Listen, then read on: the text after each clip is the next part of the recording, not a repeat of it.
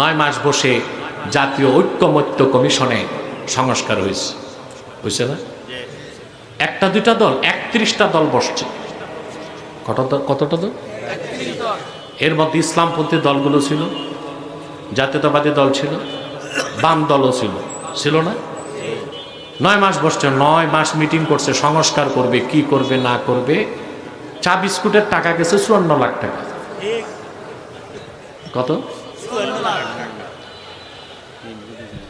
আমি জানি না আলী রিয়াজ কিভাবে এত টাকা বিল তুললো চা বিস্কিটের। এটাকে সোনার কাপে চা দিছে আর রূপার চামচে খাইছে, তা তো বিল আসে কেন? ওই যে কথা আছে, সরকার কি মাল দরিয়া মে ঢাল, সরকার কি মাল দরিয়া মে ঢাল। সে যেমনে পারছে খাইছে, যে যেমনে পারছে খাইছে। তারপর কি হলো?